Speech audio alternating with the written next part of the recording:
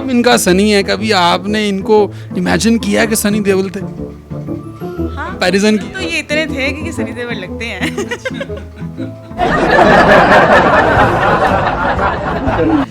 गाने वगैरह सुनाते थे जब गाड़ी में बैठे होते थे, गाने वगैरह लगाते थे? हाँ, इनकी जो गानों की चॉइस है ना, वो ओल्ड गाने ज़्यादा सुनते हैं और बड़े मज़े के गाने ये लगाते थे कि बंदा बोर नहीं होता था। हमारे घर में लड़ाई शुरू हो गई कि खाला की पप्पो की लड़की के साथ शादी करनी है, तो मैंने ना स्टेप गाड़ी से शुरू कर दिया। गाड़ी से शुरू कर? मार पड़ेगी तो इधर से पड़ेगी, नहीं तो नहीं पड़ेगी। उन्होंने सैंडल नहीं पहने थे, क्या पहना हुआ था? हील वाली जूती पहनी थी। डर नहीं लगा कि कहीं ये ना हो कि मैडम मुझ पे ही शुरू कर दे? जैसे जितनी देर में उतनी थी ना जूता, मैंने भाग जाना था। भाग जाना? जब कोई बात बिगड़ जाए, जब कोई मुश्किल पड़ जाए, तुम देना साथ मेरा ओ हमनवा ना।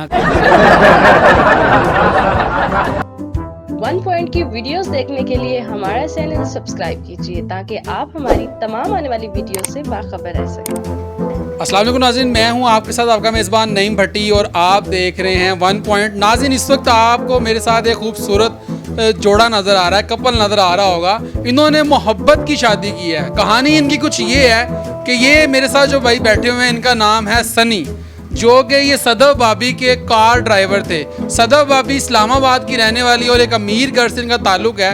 सनी भाई इनके कार ड्राइवर थे और इनके साथ इनको मोहब्बत हुई। मोहब्बत के बाद इन्होंने जो मोहब्बत थी उसको निकाह के अंदर बदला, यानी कि निकाह किया, जो कि इनका शरई हक था।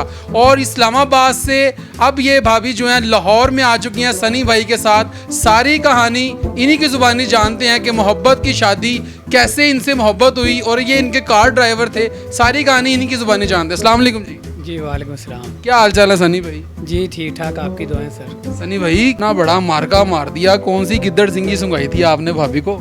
और सर जी बड़ी मेहनत करनी पड़ती है। बड़ी मेहनत करनी पड़ती है? क्या मेहनत कर दी? और 7 साल मेहनत की है। 7 साल? हाँ जी। ये आपकी जो मोहब्बत थी ये 7 साल रही है?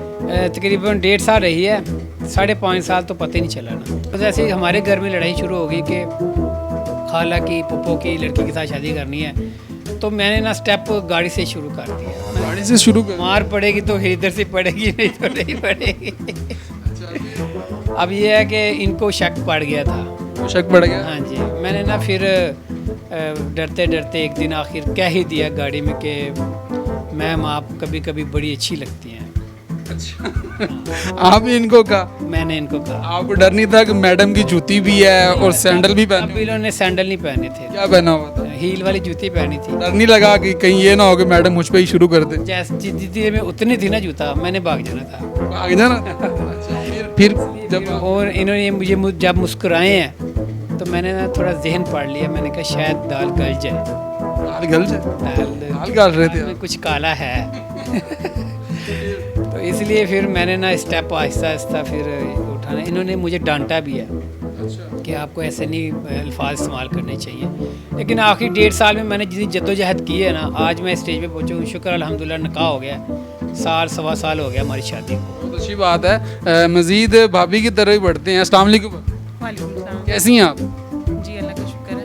कौन सी गिद्दड़ सिंगी सुंघाती थी आपको इन्होंने कि ये आपके कार ड्राइवर थे और इनके साथ आपको मजबूरन इस्लामाबाद से माँ बाप छोड़ा, बहन भाई छोड़े और इतनी अच्छी ज़िंदगी और इतने अच्छे ख़ानदान से और इतने बड़े घर से आपका ताल्लुक़ है, छोड़ के आप लाहौर में आ गई? जी, बस यही समझ लें कि बड़े घर से ताल्लुक़ था कि मैंने बड़ी बड़ी दुनिया देख ली थी, तो मैं चाहती थी कि कुछ छोटे लोगों से भी गुजारा करके देखते हैं कैसा गुजरता है। लेकिन ये था कि शायद मुझे भी इनसे प्यार था, क्योंकि 7 साल एक अरसा था और यही मेरे ड्राइवर थे। तो इतने साल में इनकी नेचर मुझे बहुत पसंद थी। ना ये सिगरेट पीते थे, ना ये कुछ ऐसा था कि कुछ अच्छा था इनमें कि मैं भी इनकी तरफ माइल होना शुरू हो गई।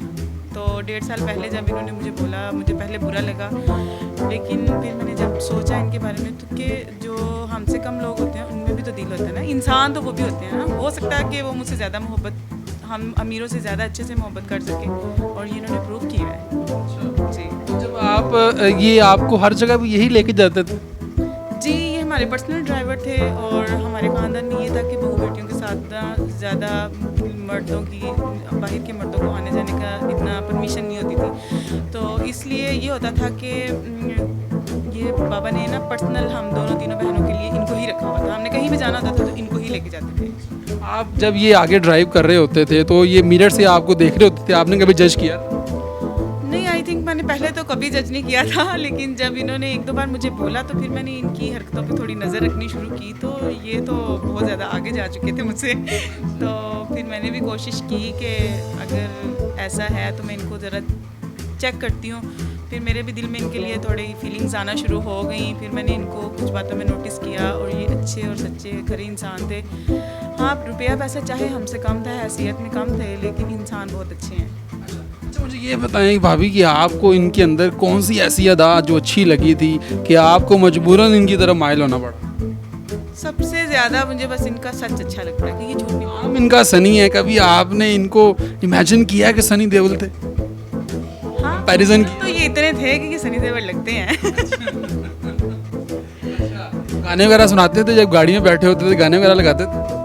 हाँ, इनकी जो गानों की चॉइस है ना, वो ओल्ड गाने ज़्यादा सुनते हैं और बड़े मज़े के गाने ये लगाते थे कि बंदा बोर नहीं होता था। आपको यानी कि इम्प्रेस करने के लिए लगाते थे? ये तो मुझे नहीं पता, इनको पता होगा। आपने पूछा नहीं दोबारा? नहीं, मैंने कभी पूछा नहीं, लेकिन ये बहुत सैड सॉन्ग ज़्यादा सुनते थे, शायद ये अपने हालातों की वजह से सुनते थे और मुझे म्यूज़िक से इतना इंटरेस्ट नहीं था, लेकिन इनकी जो म्यूज़िक सेंस थी वो मुझे अच्छी लगती थी, शायद मुझे। अब ये बताएं कि अब की लाइफ और पहले की लाइफ के अंदर क्या डिफरेंस है आपको? पहले की लाइफ अच्छी थी या अब की लाइफ अच्छी है? लाइफ के बारे में आप देखा है ना कि अल्लाह ताला ने आपको पैदा किया है जिस जगह पे भी किया है, और जो भी अल्लाह देता है वो आपको कुदरत की तरफ से ही मुयस्सर होता है। और मैंने इनसे मोहब्बत ज़रूर की, लेकिन मैं सबसे ज़्यादा इसमें अल्लाह ताला की रज़ा भी समझती हूँ कि मेरे लिए यही बेहतर था।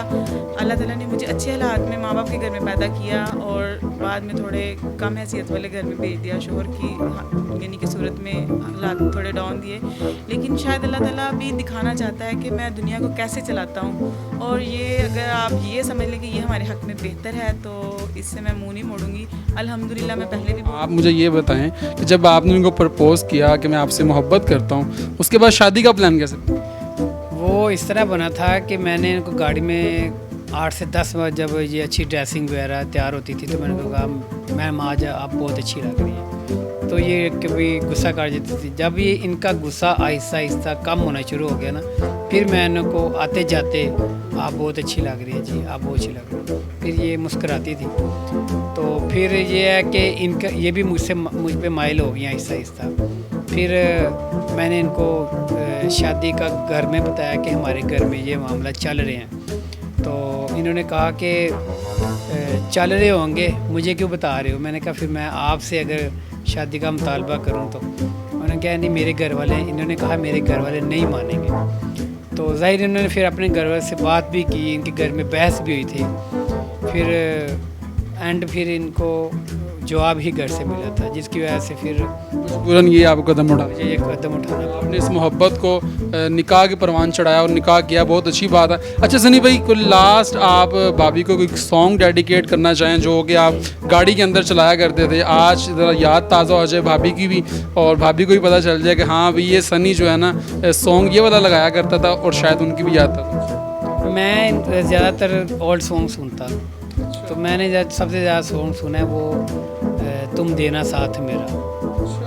ये बहुत ज़बरदस्त आप सुनाया करते थे? तो मैं हालांकि लगाता था लेकिन उन्हें कभी इंटरेस्ट नहीं लिया था। अब ये कभी कभी इंटरेस्ट लेती है वो गाने। सुनते भी होंगे आप? जाहिर की बात है, सुनाते हैं आप? हाँ कभी कभी बैठे हों इकट्ठे तो फिर सुना भी देते हैं। आज सुनाएं ज़रा, नाज़रीन भी देखेंगे कि किस तरीके से आप सुनाते थे। नहीं पुराना गाना है जब कोई बात बिगड़ जाए, जब कोई मुश्किल पड़ जाए, तुम देना साथ मेरा ओ हमनवा। ना कोई है ना कोई था जिंदगी में तुम्हारे सिवा, तुम देना साथ मेरा